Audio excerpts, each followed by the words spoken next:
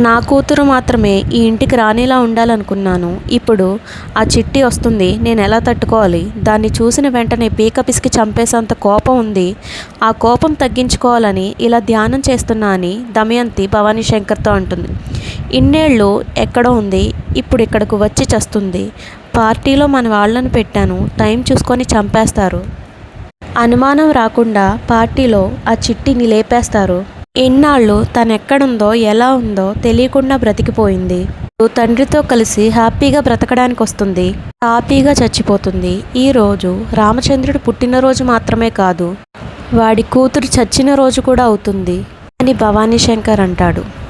మరోవైపు రాధ రెడీ అయ్యి వస్తూ ఉండగా విక్రమ్ అలా చూస్తూ నించుండిపోతాడు.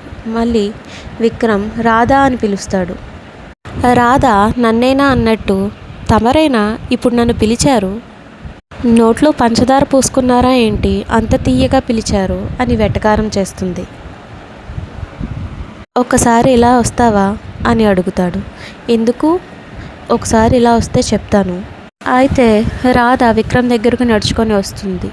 రాధ కాళ్ళను తీసుకొని తన మోకాళ్ళ మీద పెట్టుకొని కాళ్ళకు పట్టీలు పెట్టబోతుండగా ఇదంతా సునంద్ ఇంకా నందగోపాల్ చూస్తూ మురిసిపోతూ ఉంటారు.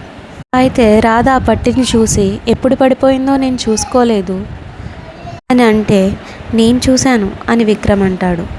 థ్యాంక్ యూ అని రాధ చెప్తుండగా ఇంతలో విక్రమ్, ఇంత అందంగా ఎలా పుట్టావు రాధా?